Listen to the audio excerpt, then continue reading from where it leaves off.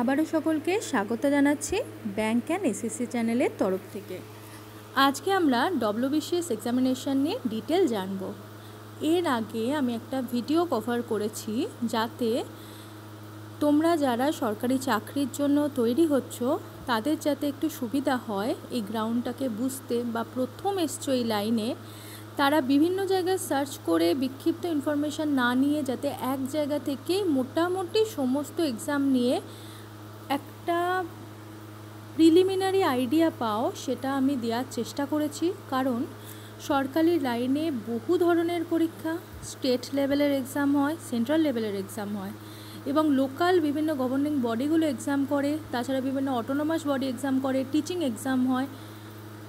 একটা মানুষের পক্ষে এই সীমিত বছর, মানে সরকারি চাকরির জন্য প্রত্যেকটা মানুষের যেহেতু বয়স নির্দিষ্ট থাকে তার মধ্যেই তাকে পেতে হয়, সেই সীমিত বয়সের মধ্যে সমস্ত চাকরির জন্য প্রিপারেশান নেওয়া সম্ভব নয়, সেটা বোকামিও। তাহলে সেখানে আদেও তোমরা কোন কোন এক্সামের জন্য তৈরি হবে, তোমাদের কি কোয়ালিটি রয়েছে, কি তোমাদের পজিটিভ পয়েন্ট, কি তোমাদের নেগেটিভ পয়েন্ট, তা তোমরাই কিন্তু ভালো বুঝবে।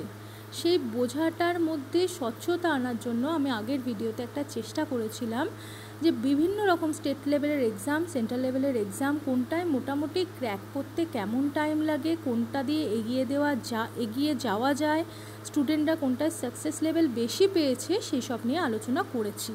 আর সেদিনে একটা কথা বলেছিলাম, কেউ যদি ইউপিএসসি নিয়ে তৈরি হওয়ার কথা ভাবো তাহলে আমি বলবো ওয়েস্ট বেঙ্গল বা বেঙ্গলি মিডিয়াম ব্যাকগ্রাউন্ড হলে আমি কিন্তু ডিমোটিভেট করছি না, আমি জাস্ট বলছি ডব্লিউবিসিএসটাকেও টার্গেট রাখো।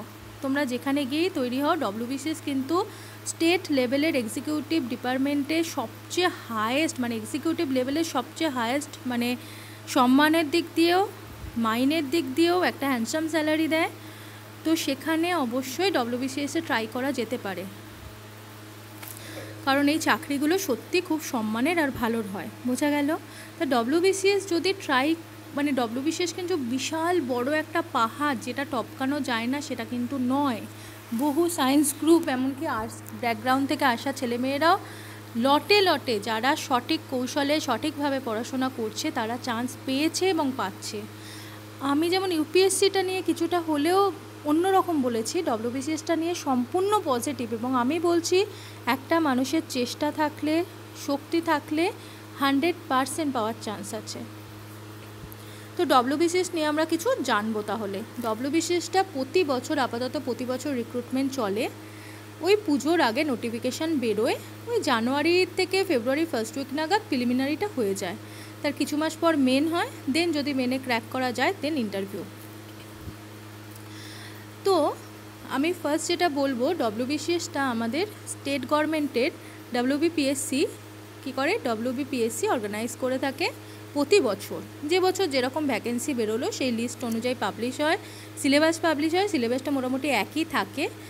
তো এই যে পিএসসি, এটা আরও অনেক ক্লার্কশিপ এক্সাম, প্রফেশনাল লেভেলের exam, departmental exam, miscellaneous exam, audit and accountant, তারপর assistant teacher, motor vehicle, ward master, এবং বহু এক্সামিনেশান, স্টেট লেভেলের ক্লার্কশিপের বহু এক্সামিনেশান নিয়ে থাকে, এটা আমরা জানি। তার সাথে এটা স্টেট লেভেলের সব হায়েস্ট এক্সিকিউটিভ গেজেটেড অফিসারদেরও এই এক্সামটা নিয়ে থাকে। ডব্লিউবিসিএসে যতগুলো হয় সবগুলোই গেজেটেড অফিসার পোস্ট। বোঝা গেল?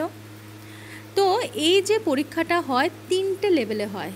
ফার্স্ট হয় প্রিলিমিনারিতে একটা কাট অফ মার্কস থাকে, এই কাট অফ মার্কস কিন্তু ক্যাটাগরি অনুযায়ী হয়। জেনারেল ক্যাটাগরির এক ধরনের কাট অফ মার্কস, এসসিদের এক ধরনের, এসটিদের এক ধরনের, আর ওবিসিদের আর এক ধরনের। বোঝা গেল?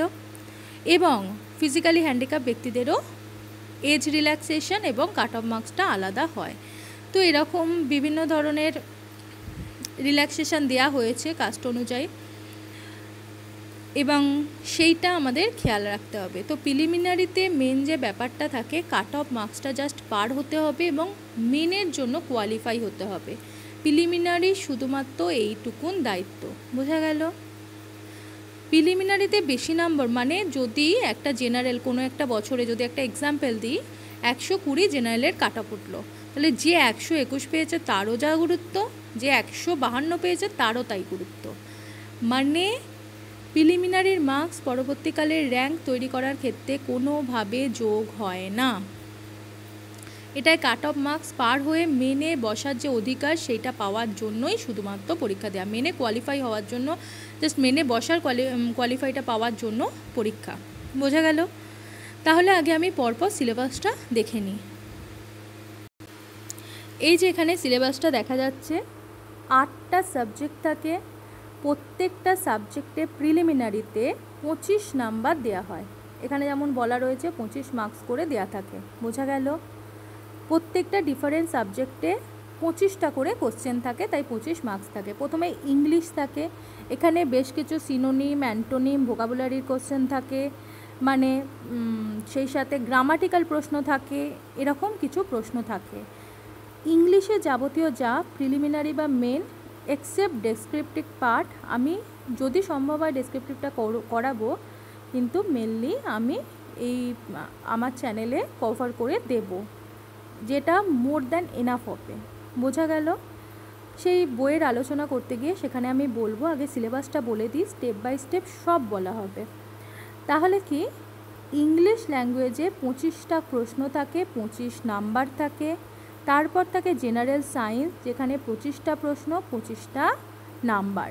এই জেনারেল সায়েন্সের মধ্যে কি থাকে, বায়োলজি থাকে, ফিজিক্স থাকে, কেমিস্ট্রি থাকে, যার মধ্যে বায়োলজির প্রশ্ন বেশি আসে, প্রায় 10 থেকে 11টা প্রশ্ন মোটামুটি রিসার্চ করে দেখা গেছে যে মোটামুটি 10-11টা বায়োলজি নিয়ে নেয়। এছাড়া এর মধ্যে অবশ্যই যে বর্তমানে পলিউশন, এই সমস্ত ইস্যুও, তারপর এভরিডে সায়েন্স, সেগুলোও ঢুকে যায়, 2-3টে প্রশ্ন থেকে যায়। বোঝা গেল? তারপর থাকে কারেন্ট ইভেন্ট, মানে কারেন্ট অ্যাফেয়ার ন্যাশনাল আর ন্যাশনাল লেভেলের থাকে। মানে এটা বলে ন্যাশনাল আর ইন্টারন্যাশনাল, কিন্তু আসল যে বিষয় সেখানে কারেন্ট অ্যাফেয়ার কিন্তু স্টেট লেভেলেরও ইম্পর্টেন্ট বিষয়গুলোকে ঢুকিয়ে দেওয়া হয়। তাহলে আমরা স্টেটেরও কিছু দেখব, ইন্ডিয়ারও দেখব, এবং ইন্টারন্যাশনালের শুধু ইম্পর্টেন্টগুলো দেখব। মোটামুটি এখানে কিন্তু একটু বেশি কারেন্ট অ্যাফেয়ারটা কভার করতে হয়। যেমন ব্যাঙ্কিংয়ের ক্ষেত্রে বিগত 4 মাস 3.5 মাস পড়লেই হয়ে যায়, কিন্তু এখানে কিন্তু একটু বেশি কভার করতে হয়, বেশি সময়েরটা পড়তে হয়। বোঝা গেল? তাহলে ইংলিশ গেল, জেনারেল সায়েন্স গেল, কারেন্ট অ্যাফেয়ার গেল, সবগুলোতে 25 নম্বরের প্রশ্ন আসছে। তারপর আসছে হিস্ট্রি অফ ইন্ডিয়া, মানে ভারতের ইতিহাস। এবার বলি, ভারতের ইতিহাসকে 3টে ভাগে ভাগ করা হয়েছে। প্রাচীন যুগ, মানে যখন হরপ্পা মহেঞ্জোদারো সভ্যতা, চন্দ্রগুপ্ত মৌর্য, আস্তে আস্তে বিভিন্ন ধরনের শাসন চলে ভারতীয় রাজাদের, সেটা। তারপর মেডিয়েভাল ইন্ডিয়া, বলতে মধ্য ভারতীয় ইতিহাস। আর একটা হচ্ছে যখন ইংরেজ শাসন চলতো সেই টাইমটা, তাই তো, স্বাধীনতা সংগ্রামের ইতিহাস। এই যে টাইমটা, টোটাল হিস্ট্রিটাকে দুভাগে ভাগ করে দিয়েছে। একটা ইন্ডিয়ান ন্যাশনাল মুভমেন্ট, যেটা ভারতের কি ইংরেজদের বিরুদ্ধে স্বাধীনতা সংগ্রামের ইতিহাস। এই যে এটা, শুধু এই ইতিহাসের পার্টটা থেকেই কিন্তু 25 নম্বরের প্রশ্ন দিচ্ছে। আর যে বাকি পার্টটা থাকছে সেটা থেকেও কত দিচ্ছে, 25 নম্বর দিচ্ছে। তার মানে শুধু এমন একটা সাবজেক্ট হিস্ট্রি যেখান থেকেই 50 নম্বরের প্রশ্ন আসছে। অ্যাকচুয়ালি যারা ডব্লিউবিসিএসের জন্য তৈরি হচ্ছে, সেখানে হিস্ট্রিতে ভীষণ গুরুত্ব দেওয়া হয়। হিস্ট্রি এমন একটা সাবজেক্ট যেটাকে কভার করলে, যেটার সাল তারিখ ডিটেলে মনে রাখলে কিন্তু ডব্লিউবিসিএস ক্র্যাক করা খুব সোজা হয়ে যায়। তবে এটা শুনে কেউ মানে ভ্যাবাচাকা খাওয়ার কিছু নেই। অনেকেই সাল তারিখ মনে রাখতে চায় না, বা ছোটোবেলা থেকে মনে হয় হিস্ট্রি পড়বো না, আমার ম্যাথে তো ভালো লাগে, এসব কিচ্ছু ভাবার নেই, সব তৈরি হয়ে যায়।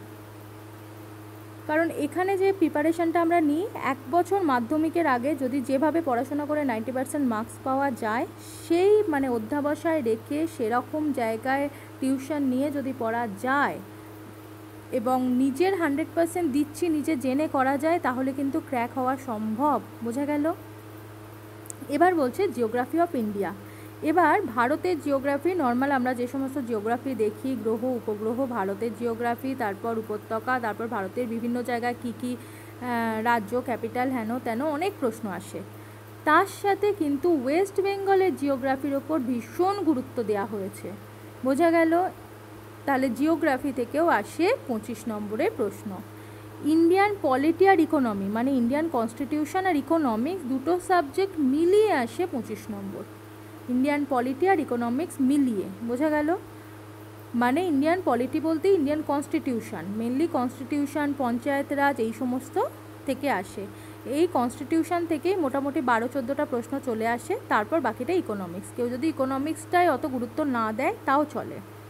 তারপর আসে ইন্ডিয়ান ন্যাশনাল মুভমেন্ট, আগেই বলেছি। তারপর আসে জিআই। অঙ্কের প্রশ্ন কিন্তু মেনলি আসে না, দু একটা ওই জিআইয়ের মধ্যেই পাটিগণিত টাইপের প্রশ্ন ঢুকিয়ে দেওয়া হয়। বোঝা গেল? তাহলে এরকম 8টা সাবজেক্ট, প্রত্যেকটায় 25 নম্বর করে, টোটাল হলো 200 নম্বরের পরীক্ষা।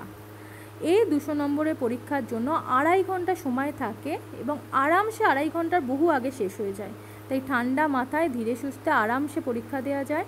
200টা প্রশ্ন, প্রত্যেকটার 1 নম্বর করে এবং 200 নম্বরের পরীক্ষা, এবং নেগেটিভ মার্কিং কিন্তু আছে। বোঝা গেল? 1/3 নেগেটিভ মার্কিং। আর এখানে কাট অফ মার্কস বেরোলেই হলো, আগেই বলেছি। এর নাম্বার কিন্তু মেন ফাইনাল র্যাঙ্কিংয়ে কোনোভাবে যোগ করা হয় না। আর কোশ্চেন করা হয় ইংলিশ আর বেঙ্গলি দুটো ভার্সনেই। এবার আমরা দেখব মেন এক্সাম নিয়ে। বোঝা গেল? মেনে টোটাল ফার্স্ট যেটা থাকে একটা বেঙ্গলি ল্যাঙ্গুয়েজ বা ইন্ডিয়ান কনস্টিটিউশনে থাকা যে কোনো ল্যাঙ্গুয়েজ নিয়ে পরীক্ষা দেওয়া যেতে পারে। এটায় থাকে 200 নম্বরের পরীক্ষা। কত নম্বরের? 200 নম্বরের। বোঝা গেল? Group A, group B, group C, group D, যেই লেভেলেই এক্সাম দেওয়া হোক না কেন সবার জন্য 200 নম্বরের পরীক্ষা থাকে। আর সেকেন্ড পেপারে থাকে একটা ইংলিশ ল্যাঙ্গুয়েজ। বোঝা গেছে? তার মানে বেঙ্গলি থাকলো, ইংলিশ থাকলো, দুটো তার ক্ষেত্রে মানে দুটো পেপারের ক্ষেত্রেই মানে দুটো ল্যাঙ্গুয়েজ পেপার রইল।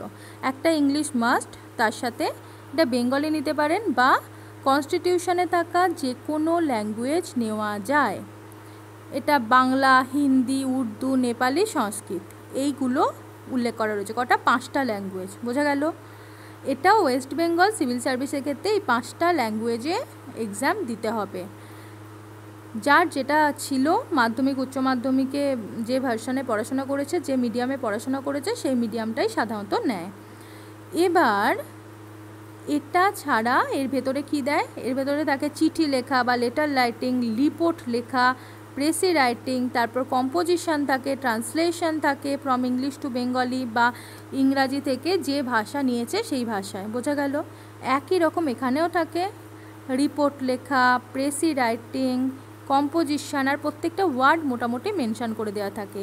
লেটার রাইটিং একই জিনিস, মানে বাংলা এই দুটো ল্যাঙ্গুয়েজ পেপারে শুধু ল্যাঙ্গুয়েজগুলো আলাদা, কিন্তু কোশ্চেন একই ধরনের থাকে। আর প্রত্যেকটা কি থাকে? 200 নম্বরই দেয়া থাকে। এবার বলছে একটা থাকে জেনারেল স্টাডিজ 1। এখানে কি থাকে? হিস্ট্রি অফ ইন্ডিয়া আর কি ইন্ডিয়ান ন্যাশনাল মুভমেন্টের ওপর প্রধান গুরুত্ব দেওয়া হয়। Indian history special emphasize on national movement. Indian national মুভমেন্টের ওপর গুরুত্ব দিয়ে প্রধানত বেশি প্রশ্ন থাকে ইন্ডিয়ান ন্যাশনাল মুভমেন্ট থেকে। টোটাল 100টা প্রশ্ন, 100 নম্বরের প্রশ্ন থাকে। আর জিওগ্রাফি অফ ইন্ডিয়া যেটা থাকে সেখানেও কিন্তু 100 নম্বরের প্রশ্ন থাকে। বোঝা গেল? তাহলে হিস্ট্রিতে 100 নম্বর, জিওগ্রাফিতে 100 নম্বর। এটা হয়ে গেল। তাহলে আমরা 3টে পেপার, প্রত্যেকটাই 200 নম্বর করে দিলাম। এবার 4 নম্বর পেপারটাকে বলছে জেনারেল স্টাডিজ 2। এখানে কি থাকে? সায়েন্স থাকে, এনভায়রনমেন্ট বা ইভিএস থাকে। ইভিএসটা কিন্তু আমাদের শুধু মেন এক্সামের জন্যেই পড়তে হবে। জিকে পার্টটা থাকে আর কারেন্ট অ্যাফেয়ার থাকে। জিকে কিন্তু প্রিলিতে ছিল না, যেটা মেনে এলো। আর কারেন্ট অ্যাফেয়ার আমরা কিন্তু প্রিলিতেই পড়েছি। বোঝা গেল? টোটাল থাকে এতগুলো সাবজেক্ট মিলিয়ে 200 নম্বরের প্রশ্ন থাকে। এবার বলছে তারপরে একটা থাকে কনস্টিটিউশনের পেপার, তার সাথে ইন্ডিয়ান ইকোনমি থাকে, আর role of reserve bank of India. এই 3টে মিলিয়ে প্রশ্ন থাকে। কি? রিজার্ভ ব্যাঙ্ক, ইন্ডিয়ান কনস্টিটিউশন আর ইকোনমি। বোঝা গেল? এই প্রশ্নগুলো আসে। তারপর বলছে আর একটা পেপার থাকে। এই 6টা পেপার মাস্ট দিতে হবে। A group, B group, C group, D group, যে গ্রুপের জন্যই অ্যাপিয়ার করা হোক না কেন। এবার এই গ্রুপগুলো নিয়ে বলবো, তার আগে সিলেবাসটা বলে ফেলি। এবং 6 নম্বর পেপারে থাকে কিছু পাটিগণিতের অঙ্ক থাকে, অ্যারিথমেটিক। এই যে অঙ্ক রয়েছে বলে 200 নম্বরের অঙ্ক বলে বিশাল ভয় পাওয়ার কিছু নেই। খুব সোজা সোজা অঙ্ক আসে। যারা 9-10 পর্যন্ত অঙ্ক ছিল, আর্টস গ্রুপের ছেলেমেয়েরা কিন্তু একটু প্র্যাকটিস করলে হেসে খেলে পাস করে যায়। খুব শক্ত নয়, বোঝা গেল?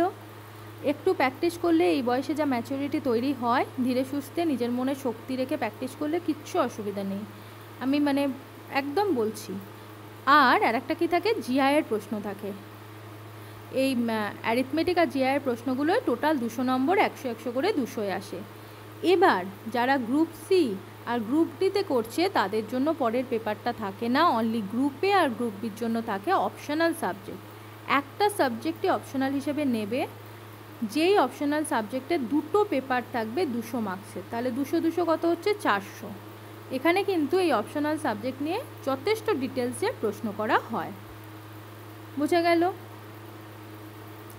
এছাড়া থাকে পার্সোনালিটি টেস্ট বা ইন্টারভিউ যাকে বলা হয়। এখানে ব্যক্তিগত প্রশ্ন করা হয়, বিভিন্ন রিসেন্ট ঘটে চলা বিভিন্ন ইস্যু বা 6 মাস আগে বা 1 বছর আগে ঘটা কোনো ঘটনা, সেই নিয়ে তোমার ধারণা কী সেসব প্রশ্ন করা হয়। এবং তোমার কমিউনিকেশন স্কিল কেমন, তুমি কেমনভাবে ধৈর্য সহকারে কথা বলছো, তোমার অ্যাটিটিউড কেমন, পার্সোনালিটি কেমন, তোমাকে যদি একটা হাই পোস্ট দেওয়া হয় তাহলে সেটা তুমি কি হোল্ড করতে পারবে, অতটা কি মেন্টাল ধৈর্য তোমার রয়েছে, তোমার বডি ল্যাঙ্গুয়েজ সব কিছু সেখানে অভিজ্ঞ লোকেরা বসে থাকে, মেজার করে, বোঝা গেল? তাও আমি বলবো এটা খুব একটা শক্ত জিনিস নয়, প্র্যাকটিস করতে করতে সব এসে যায়।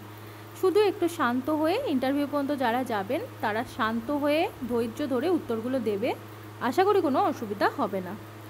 কে কত নিজের ভেতরে কুল বা শান্ত থাকতে পারছে, আত্মসংযম রাখতে পারছে, এটা কিন্তু ভীষণ পরীক্ষা করা হয়। আর তখন কারেন্ট টপিকগুলো একটু জেনে যেতে হয়। আর এই ইন্টারভিউটা গ্রুপ ডির জন্য 100 নম্বরে থাকে, গ্রুপ সির জন্য 150 নম্বরে, আর গ্রুপ এ আর বি এর জন্য কত থাকে, 200 নম্বরের থাকে। তাহলে এখানে কি জানলাম, গ্রুপ এ কে টোটাল চাকরিটা পেতে গেলে 1800 নম্বরের পরীক্ষা দিতে হয়, গ্রুপ বিকেও সেম। গ্রুপ সিকে 1350 নাম্বারে পরীক্ষা দিতে হয়, আর গ্রুপ ডিকে অনলি 1300 নম্বরে এক্সাম দিতে হয়, বোঝা গেল? এবার আমরা দেখব যে এর এজ লিমিট কেমন। গ্রুপ এ আর গ্রুপ সির জন্য সেম এজ লিমিট, 21 বছর থেকে 36 বছর পর্যন্ত এই পরীক্ষায় বসা যায়, বোঝা গেল? যতবার ইচ্ছা বসতে পারবে। গ্রুপ বির জন্য 20 বছর থেকে 36 বছর, আর গ্রুপ ডির জন্য 21 থেকে 39 বছর। এগুলো কার? জেনারেল ক্যাটাগরির জন্য, বোঝা গেল? এছাড়া এসসি এসটি ওবিসিদের জন্য কিন্তু এজ রিল্যাক্সেশন থাকে।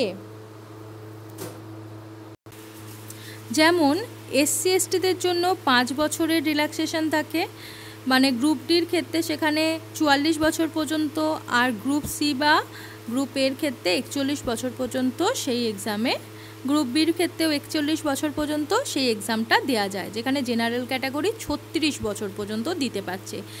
এই অবস্থায় কেউ যদি ঠিক করে নেয় ডব্লিউবিসিএসের জন্য প্রিপারেশান নেবে, তাহলে নিজেকে আগে সেই গ্রুপে ভেবে নিক। নিজেকে আর স্বাভাবিকভাবে না ভেবে যে জেনারেলে পড়ে সে নিজেকে জেনারেলভাবেই জানুক, নিজের নাম জানতে হবে না, অনলি জানুক সে জেনারেল। তাহলে সে ডব্লিউবিসিএস নিয়ে নেটে গিয়ে সমস্ত কিছু সার্চ করবে এবং কাট অফ মার্কসটা সবার আগে দেখবে, প্রিলিমিনারি এবং ফাইনাল চাকরি পেতে কী মার্কস দরকার সবটা দেখবে, শুধু জেনারেল ভেবে, বাকি তার জানার দরকার নেই। আর যদি সে এসসি এসটি হয় শুধু এসসি এসটির দিকেই চোখ রাখবে, সেই রকম কোয়ালিটিতে সেই রকমভাবে সে প্রিপারেশান নেবে। আবার ওবিসিদের জন্য 3 বছরের রিল্যাক্সেশন থাকে। তাহলে গ্রুপে বা গ্রুপ সির জন্য বা গ্রুপ বির জন্য 39 বছর পর্যন্ত, গ্রুপ ডির জন্য তাহলে 42 বছর পর্যন্ত মোটামুটি সুযোগ পাচ্ছে, অনেকটা সময়। আর হ্যান্ডিক্যাপড বা পিডাব্লিউডিদের জন্য 45 বছর পর্যন্ত বিভিন্ন পরীক্ষায় বসার সুযোগটা থাকে, বোঝা গেল? তাহলে অনেক দিন ট্রাই করার সুযোগ রয়েছে, বিনা ফ্রাস্ট্রেশনে মনের শক্তি নিয়ে মাধ্যমিক উচ্চ মাধ্যমিকে যেরকম অধ্যাবসায় করে পড়েছ ঠিক সেইভাবে নিজের কাছে নিজেকে ফাঁকি না দিয়ে জীবনে সবটা দিয়ে দাও। আমি বলছি ডব্লিউবিসিএস হবে। ডব্লিউবিসিএস কিন্তু এমন কিছু নয় যেটাকে পাওয়া যায় না, পাওয়া যায়। বহু মানে যে ইকোনমিক ক্লাস থেকে আসুক না কেন কিন্তু বহু মানুষ পেয়েছে, প্রচেষ্টা দিয়ে কিন্তু তারা পেয়েছে এবং ভালো ভালো জায়গায় আজকে চাকরি করছে। যেমন সম্মান তেমনি পোস্ট তেমনি কি বলবো, মানে এই চাকরির কোনো তুলনা হয় না। এবার আমরা দেখি গ্রুপ এ। জব প্রোফাইলটা আমাদের দেখে নেওয়া খুব দরকার। আমরা যে ডব্লিউবিসিএস বলছি কেন করব, আমার মানে আমি কোন লক্ষ্যটা পূরণ করতে পারবো। ডব্লিউবিসিএস গ্রুপে অফিসারের কথা যদি বলি, এখন মোর দ্যান 50,000 তার রোজগার, মাস গেলে 50,000-এর বেশি আসবে, প্রচুর ফেসিলিটি, প্রচুর রেসপেক্ট, আর সমাজে তো আলাদা একটা জায়গা আছেই। তো এখানে কি West Bengal civil service, West Bengal commercial tax service, এখানে সে রিক্রুট হতে পারে। বোঝা গেল? এই ওয়েস্ট বেঙ্গল সিভিল সার্ভিসের ক্ষেত্রে সেক্রেটারি বা মন্ত্রী সচিব হিসাবে চাকরি করতে পারবে বা ডেপুটি পদে চাকরি করবে। তারপর কমার্শিয়াল ট্যাক্স অফিসার হিসেবে গেজেটেড পোস্টে চাকরি করবে, অবশ্যই গেজেটেড পোস্টে। West Bengal agricultural income tax সার্ভিসের ক্ষেত্রে, মানে চাষ সংক্রান্ত ক্ষেত্রে সে হায়ার অফিসার হিসেবে কাজ করবে প্রথমে চাকরি জীবনে ঢুকেই। তারপর বলছে ওয়েস্ট বেঙ্গল এক্সাইজ সার্ভিসে সে কাজ করতে পারবে, কোঅপারেটিভ সার্ভিসে কাজ করতে পারবে, লেবার ডিপার্টমেন্টে কাজ করতে পারবে। বোঝা গেল? এগুলো সব ডেপুটি পদে কাজ করতে সে পারবে। এছাড়া ফুড অ্যান্ড সাপ্লাই সার্ভিস, খুব ভালো একটা পদ, যথেষ্ট রেসপেক্টেবল জায়গা, সেখানে সে অফিসার, হাই লেভেলের অফিসার র্যাঙ্কে প্রথমে ঢুকেই কাজ করবে। তা প্রথমেই যদি হাই লেভেলের অফিসার র্যাঙ্কেও ঢুকে যায়, তাহলে ক্রমাগত প্রমোশন হয়ে সে অনেক উঁচুতে চলে যায় রিটায়ার করার আগে। এবার বলছে এছাড়া ওয়েস্ট বেঙ্গল এমপ্লয়মেন্ট সার্ভিসে কাজ করতে পারবে, এছাড়া West Bengal registration and stamp revenue সার্ভিসে সে কাজ করতে পারবে। বোঝা গেল? তার মানে খাদ্য সরবরাহ দপ্তরে কাজ করতে পারবে, রেভিনিউ অফিসার হতে পারবে। এই সমস্ত হচ্ছে গ্রুপ এর। গ্রুপ এ আর গ্রুপ বির মাইনে কিন্তু সেম, এদের পরীক্ষা বা এদের চাকরি পাওয়ার প্রসেসও যেমন সেম, শুধু আলাদা করা হয়েছে ওয়েস্ট বেঙ্গলের পুলিশ ডিপার্টমেন্টটাকে গ্রুপ বি বলে জানানো হয়েছে। ওয়েস্ট বেঙ্গলের পুলিশ ডিপার্টমেন্টে মানে আইপিএস অফিসারদের জাস্ট নিচে তাদের ডেপুটি পোস্টে তাদের আন্ডারে কাজ করবে ওয়েস্ট বেঙ্গলের তরফে সবচেয়ে হায়েস্ট পদ নিয়ে, সেটা হচ্ছে গ্রুপ বি অফিসাররা প্রথমে চাকরি জীবনে ঢুকেই। তারপর তাদের প্রমোশন হয়ে তারা আরও উঁচুতে যাবে। বোঝা গেল? ডিএসপি এই সমস্ত পদে তারা কাজ করবে। এবার বলছে গ্রুপ সি। গ্রুপ সিতে অপেক্ষাকৃত, যেহেতু কম মার্কসের পরীক্ষা দিয়েও পাচ্ছে, এটা অপেক্ষাকৃত লোয়ার লেভেলের কিন্তু গেজেটেড অফিসারদেরই পোস্ট। কি বলছে? জয়েন্ট ব্লক ডেভেলপমেন্ট অফিসার বা জয়েন্ট বিডিও হিসাবে সে কাজ করতে পারবে। বোঝা গেল? যথেষ্ট, তাও আমি বলবো যথেষ্ট রেসপেক্টেবল একটা job. Deputy assistant director of consumer affairs and fair business practices, এখানে সে কাজ করতে পারবে ডেপুটি অ্যাসিস্ট্যান্ট ডাইরেক্টর হয়ে। মুখের কথা নয় কিন্তু ডেপুটি অ্যাসিস্ট্যান্ট ডাইরেক্টরের পদ নেওয়া। তারপর বলছে West Bengal junior social welfare সার্ভিসে সোশ্যাল ওয়েলফেয়ার অফিসার হিসেবে কাজ করতে পারবে। অ্যাসিস্ট্যান্ট ক্যানেল রেভিনিউ অফিসার হিসেবে কাজ করতে পারবে। ইরিগেশন বা সেচ দপ্তর বা সেচ ব্যবস্থার সাথে যুক্ত ক্যানেল অফিসার হিসেবে কাজ করতে পারবে। West Bengal subordinate land revenue service grade 1 officer হিসেবে কাজ করতে পারবে। অ্যাসিস্ট্যান্ট কমার্শিয়াল ট্যাক্স অফিসার হিসেবে কাজ করতে পারবে। ওই গ্রুপে অফিসার যারা নিযুক্ত হবে ট্যাক্স ডিপার্টমেন্টে, তাদের আন্ডারে, জাস্ট তাদের ঠিক নিচে থাকবে। চিফ কন্ট্রোলার অফ কারেকশনাল সার্ভিসে কাজ করতে পারবে। এই রকম বিভিন্ন গ্রুপ সির পোস্টও কিন্তু যথেষ্ট অনারেবল পোস্ট। আর গ্রুপ ডিতে একদম যে অফিসার বা গেজেটেড পোস্টের মধ্যে সবচেয়ে নিচের লেভেলের গেজেটেড পোস্ট, কিন্তু তারা গেজেটেড পোস্ট এবং প্রথমেই কিন্তু অফিসার হিসেবে চাকরিতে ঢুকছে। ইন্সপেক্টর অফ কি cooperative societies, panchayat development officer যাকে পিডিও বলা হয়, সেখানে under the panchayat and rural development ডিপার্টমেন্টে পিডিও হিসেবে কাজ করতে পারবে। বোঝা গেল? আর রিহ্যাবিলিটেশন অফিসার হিসেবে কাজ করতে পারবে। এই সমস্ত পোস্টে গ্রুপ ডিতে কাজ করতে পারবে। তবে জব প্রোফাইল যেমন বললাম, আমি পজিটিভ দিকটাও যেমন বললাম, নেগেটিভ দিকটাও একটু বলে রাখি। এটা যেহেতু স্টেটের খুব হাই লেভেলের অফিসারদের জব, সেই জন্য এদের কিন্তু গ্রুপে আর গ্রুপ বিতে যারা কাজ করে কন্টিনিউয়াস মন্ত্রী এদের সাথে ওঠা বসা হয়। তাহলে এখানে যেমন সরকারি চাপটাও ভীষণ থাকে, তো ডিপ্লোম্যাটিক হওয়া ভীষণ দরকার হয়ে পড়ে এবং ভীষণ ট্রান্সফারেবল জব, নিজেকে সেইভাবে তৈরি রাখতে হবে। বিশেষত মেয়েদের ক্ষেত্রে বলে রাখছি, সংসার সামলে পরবর্তী জীবনের ক্ষেত্রে তাকে কিন্তু জবটা মেনটেন করতে হবে। তো সেই ভেবে আগে থেকে জেনে নেগেটিভটাও জেনে রাখা দরকার। তো এটা ট্রান্সফারেবল জব, সম্মান রয়েছে, টাকা রয়েছে, কিন্তু দায়িত্ব অনুযায়ী চাকরিতে সেভাবে নিজেকে দিতেও হবে এবং খুব ডিপ্লোম্যাটিক রিলেশান জানতে হবে এবং সেরকম মাথা ঠান্ডা রাখলে তবে এই পোস্টগুলো ঠিক আছে। তাহলে গ্রুপ এ গ্রুপ বি পুরো সরকারি চাপও পড়ছে, পাবলিক প্রেশারটাও ঝেলতে হচ্ছে। আর গ্রুপ সি গ্রুপ ডি এখানে ডাইরেক্ট কিন্তু মন্ত্রীরা বা ওই সরকারি লেভেলের হায়ার লেভেলের সাথে কিন্তু সরকারের সাথে অত ওঠা বসা নেই, ফলে একদিকে যেমন সরকারি চাপটা পড়ছে না সেই দিক থেকে রক্ষা, কিন্তু পাবলিক প্রেশারটা কিন্তু আছে। তো এটা জেনে রাখলাম। কিন্তু দেখুন সব ভালো জিনিসে তো খারাপ জিনিস থাকবেই, এটা কোথায় নেই। চাকরি করতে গেলে তো মানুষ এমনি ডিপ্লোম্যাট হয়ে যায়, তো সেটা কোনো ইস্যু নয়। তৈরি থাকতে হবে নিজেকে একটা ভালো চাকরি করার জন্য। এবার আমি বলছি মোটামুটি প্রতি বছরে, আগেই বলেছি পুজোর পর নোটিফিকেশান বেরিয়ে যায়, জানুয়ারি থেকে ফেব্রুয়ারি ফার্স্ট উইকের মধ্যে মোটামুটি প্রিলিমিনারিটা নেওয়া হয়ে যায়। এবার বলছে কাট অফ মার্কস। প্রিলিমিনারির কাট অফ মার্কস যদি বলি, প্রিলিমিনারির কাট অফ মার্কসটা নিয়েই কাজ, যাতে মেনে বসতে পারি, আর কোনো কাজ নেই।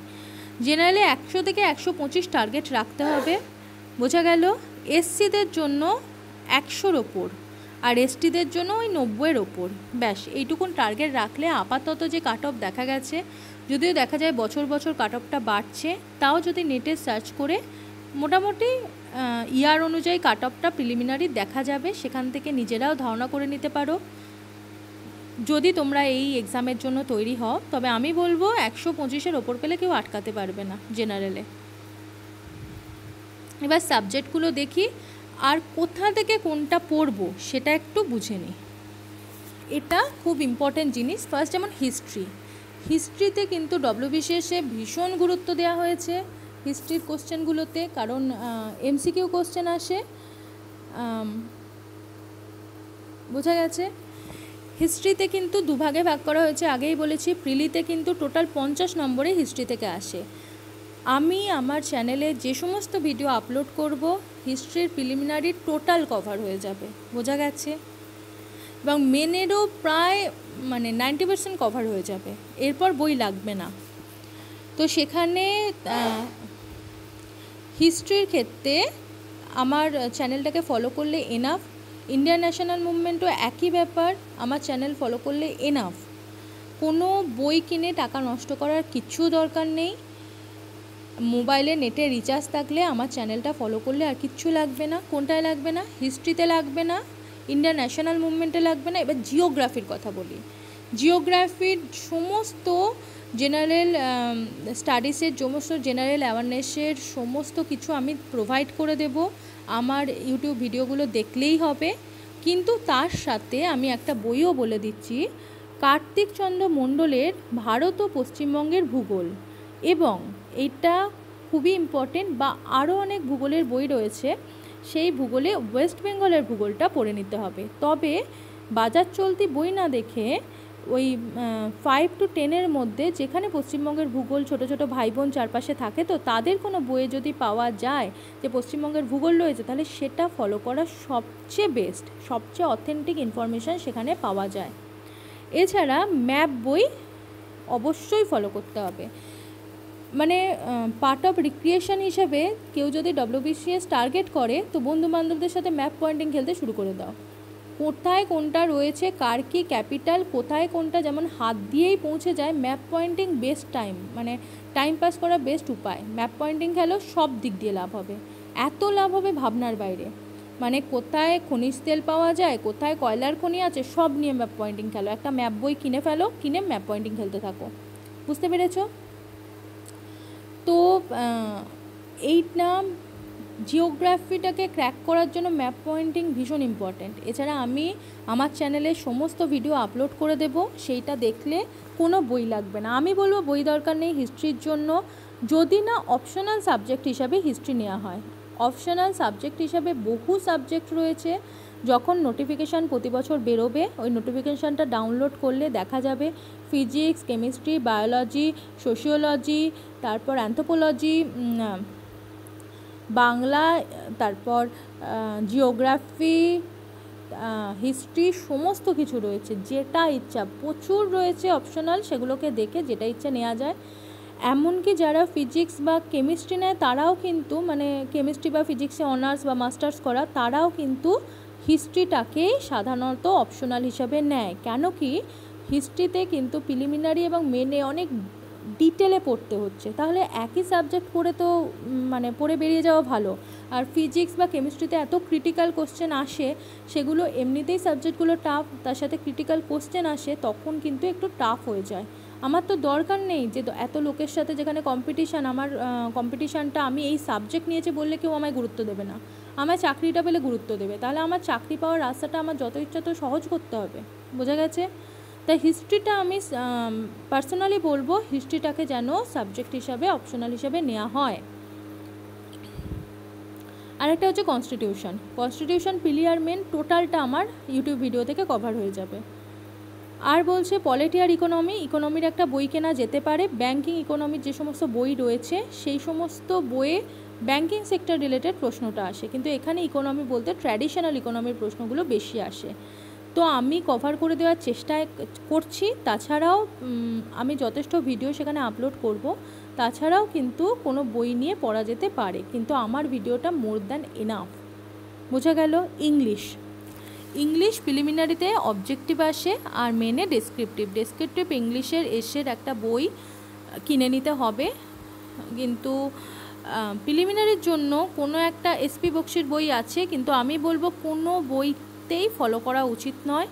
রুলস রেগুলেশন শিখে প্র্যাকটিস টেস্ট করার জন্য, যখন আমরা পরীক্ষার জন্য প্র্যাকটিস করব তখন আলাদা, শেখার পিরিয়ডটা সম্পূর্ণ ভিডিও থেকে হয়ে যাবে। কোনোভাবে ভিডিও না দেখে কোনো এক্সট্রা খরচ করে বই কেনার কোনো দরকার নেই, কারণ বইয়ে অনেক বেশি সমুদ্র থাকে, অত সমুদ্রে হারিয়ে যাওয়ার কোনো দরকার নেই। আমরা শুধু যেটুকুন দরকার, যেটুকুন খিদে পেয়েছে সেইটুকুন খাবো। বোঝা গেছে? তারপর জেনারেল সায়েন্স পুরো আমার ভিডিও থেকে কভার হবে। রিজনিং আমার ভিডিও, কোনো বই দেখার দরকার নেই, প্র্যাকটিস করার সময় আমরা দেখে নেব।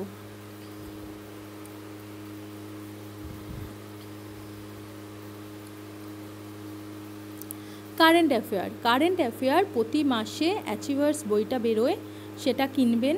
এছাড়া আরও অনেক কারেন্ট অ্যাফেয়ারের বই বেরোয়, আমি অন্যগুলোকে প্রেফার করি না। অ্যাচিভার্সের ডিটেলগুলোকে দেখতে হবে। বোঝা গেল? আরও অনেক বই রয়েছে, সেগুলো দেখা যেতে পারে, প্রতিযোগিতা দর্পণ, প্রতিযোগিতা কিরণ, কিন্তু আমি বলবো অ্যাচিভার্সটা পড়তে। অ্যাচিভার্সের ডিটেলগুলো, কারো কি যে সমস্ত কারেন্ট অ্যাফেয়ারের প্রশ্ন আসে এত ডিটেলে আসে, এটা কিন্তু ডব্লিউবিসিএসে খুব ইম্পর্টেন্ট, ভীষণ ডিটেলের প্রশ্ন আসে। এত ডিটেলে প্রশ্নগুলো আসে যে সেখানে আমাদের প্রত্যেকটা ঘটনা জানা একান্ত প্রয়োজন। গল্পের ছলে পড়ে যাব, ইম্পর্টেন্ট টার্মগুলো মনে রাখবো। জাস্ট একটা প্রতি বছর মানে প্রতি মাসে মাসে কিনে আমি নিজের কাছে জমাবো, তাহলে কি হবে, আমার হার্ড কপি চলে আসছে, হার্ড কপিতে পড়াও সুবিধা। আর জাস্ট একটা হাইলাইটার ইউজ করব ইম্পর্টেন্ট টপিকগুলোতে, সেগুলোতে দাগ দিয়ে রাখবো, ব্যাস ওইটুকুন পড়া হয়ে গেল। এবার বাংলা ডেসক্রিপটিভ আসে, বাংলা ডেসক্রিপটিভ কিন্তু পড়তে হবে, এর জন্য বই লাগবে। ম্যাথ মেনে আসে, আমার চ্যানেল থেকে পুরো কভার হয়ে যাবে। তারপর এনভায়রনমেন্টাল সায়েন্স বা ইভিএস, এটা দুবার লেখা হয়ে গেছে 12 আর 15-তে, এটাও কিন্তু মেনে আসে। জেনারেল নলেজ পুরো আমার ভিডিও থেকে কভার হবে, মানে নিশ্চিন্ত। আর রোল অফ আরবিআই আমি কভার করে দেব। এইটাই হচ্ছে মোটামুটি, পরপর আমি ভিডিও দিয়ে যত তাড়াতাড়ি মানে চেষ্টা করব কভার করে দেওয়ার। এটাই হচ্ছে মানে মেন টপিক, যেগুলো প্রিলিমিনারি আর মেন মিলিয়ে টোটাল পড়তে হয়। টোটাল তার মানে কত? 14টা সাবজেক্ট। আমি 15টা কিন্তু রিপিট লিখেছি, হ্যাঁ 15টা নয়, তাই 14টা সাবজেক্ট প্রিলিমিনারি মেন কভার হয়ে চাকরির দিকে এগিয়ে যাওয়া যাবে। বোঝা গেল? আমি এবার দুটো কথা বলে নিই, লাস্ট দুটো কথা, অনেকটাই ভিডিওটা বড় হয়ে গেল। এই চাকরি পাওয়া কিন্তু খুব শক্ত কোনো ব্যাপার নয়, তবে প্রথমবার থেকেই group A, group B, group C, group ডির মধ্যে খুব একটা তফাৎ নেই। আমি বলবো যখনই ফর্ম ফিল আপ করবেন প্রত্যেকটাতে টিক দেবেন। কেউ নিজে থেকে এটা ভাববেন না যে আমি গ্রুপ এর জন্য হব, আমি গ্রুপ বির জন্য হব, তাই গ্রুপ সি দেবো না। কে যে কোনটাই পাবে ভগবানও জানে না। তাহলে আমি কি করব? প্রত্যেকটাতেই টিক দেব, প্রিপারেশান নেব প্রত্যেকটার জন্য, প্রত্যেকটার পরীক্ষায় বসবো, প্রত্যেকটার ইন্টারভিউয়ে যাব, যেটাই পাবো সেটাই আমার। যদি আমি শীতে পাই আমি পরে চেষ্টা করব গ্রুপের জন্য, পরের বছর তো আমি চেষ্টা করতে পারি না এরকম কোনো ব্যাপার নেই, আর গ্রুপেতে যদি পেয়ে যাই তো হয়েই গেল। বোঝা গেল? প্রত্যেকটাতে আমি বসবো, ম্যান্ডেটারি। আর প্রথমেই কেউ ভেবে নেবেন না আমি গ্রুপ সি পারবো, উড়ে বাপরে গ্রুপে আমি পারবো না, না, প্রত্যেকটার জন্যেই প্রিপারেশান নিন, একই প্রিপারেশান। এবার আমি একটা কথা বলি, একসাথে কি প্রিপারেশান নেওয়া যায়। WBCS প্রিপারেশান যারা স্টেট লেভেলে নিচ্ছে তারা যদি সায়েন্স গ্রুপ থেকে আসে, সায়েন্স ব্যাকগ্রাউন্ড থেকে, তাহলে সেন্ট্রাল লেভেলের আগের ভিডিওতেও বেশ কিছুটা বলেছি, SSC CGL ওগুলোকে নিয়ে কম্বাইন একটা এক্সাম হবে, তার জন্য বসা যায়। এছাড়া বসা যায় স্টেট লেভেলের যে কোনো ক্লার্কশিপের এক্সামে। শুধু সিলেবাস হিসেবে এখানে কিন্তু GA আর ইংলিশটা টোটাল কভার হয়ে গেল, GIটাও কভার হয়ে গেল। হলো নাকি GI সিলেবাসটা একটু বাড়বে ক্লার্কশিপ এক্সামগুলোর ক্ষেত্রে, স্টেট লেভেলের অন্য এক্সামগুলো, ফুড, রেল, এইসব এক্সামের ক্ষেত্রে। এমনকি ইংলিশ এবং বেঙ্গলি ডেসক্রিপটিভও কভার হয়ে গেল। আপনি WBCSের জন্য প্রিপারেশান নিলে চোখ বন্ধ করে স্টেট লেভেলের যে কোনো ক্লার্কশিপের এক্সাম, যে কোনো PSCর অর্গানাইজ করা টেকনিক্যাল মানে কোয়ালিফিকেশান লাগে এই সমস্ত ছাড়া নর্মাল গ্র্যাজুয়েশান পাস করা এক্সাম বা 10 পাস করা বা 12 পাস করা এক্সামে চোখ বন্ধ করে বসতে পারবেন প্রিপারেশান হলে। বোঝা গেল? আর কোথায় বসতে পারবেন? যদি আপনার অঙ্কে ভয় না থাকে এবং অঙ্কে যথেষ্ট ক্যাপচার থাকে, সায়েন্স ব্যাকগ্রাউন্ড থেকে আসেন, তাহলে সেন্ট্রাল লেভেলে CGL 10+2 এবং মাল্টিটাস্কিংয়ে বসতে পারবেন। আশা করি আমি বোঝাতে পেরেছি। আর আমি আর একটা জিনিস সিলেবাসগুলো নিয়ে বলে রাখি, এই যে সিলেবাসগুলো বললাম, হিস্ট্রি, জিওগ্রাফি, কনস্টিটিউশন বা জেনারেল সায়েন্স, এখানের প্রশ্নগুলো সাধারণত মানে 9-10-এর বইগুলোকে ফলো করে, বেঙ্গলি মিডিয়ামের 9-10-এর বই এবং NCERTর বইগুলোকে ফলো করে কোশ্চেনগুলো সাধারণত আসে। সেই জন্য ডিফারেন্ট স্টাডি মেটেরিয়াল লাগে। চিরাচরিত লুসেন্টের বই পড়লে বা ওরকম জিকের কোনো বই কিনে পড়লে কিন্তু সবটা হয় না। তো সেখানে আমার নিজের স্টাডি মেটেরিয়াল আছে, আমি সেইগুলোই আপনাদের প্রোভাইড করে দেব। প্রত্যেকটা কিন্তু বেঙ্গলি মিডিয়াম প্লাস NCERT বুককে ফলো করে যেটুকুন দরকার সেটুকু শুধু নেওয়া হয়েছে। এর ফলে আপনি প্রথম থেকেই এমন স্টাডি মেটেরিয়াল পেয়ে যাবেন যে যেটুকুন দরকার সেটুকুন আপনি পেয়ে যাবেন।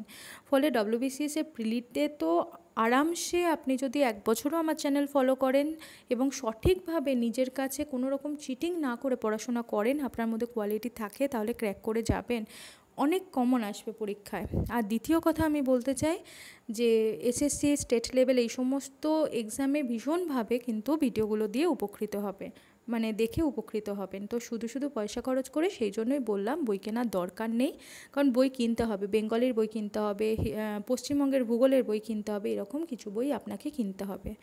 কারণ নর্মালি যেটা করতে হয়, নিজেদের বই খুঁজে শর্ট করতে এতটাই সময় যায় যে প্রচুর ইলাবোরেটেড পড়াশোনাটা হয়ে যায়। সেজন্য যেহেতু রেডিমেড তৈরি করা একটা স্ট্যান্ডার্ড নোট পেয়ে যাচ্ছেন, তো সেখানে আর কিছু করার দরকার নেই, শুধু শুধু 10টা বই কিনে জমালে বই বাড়বে।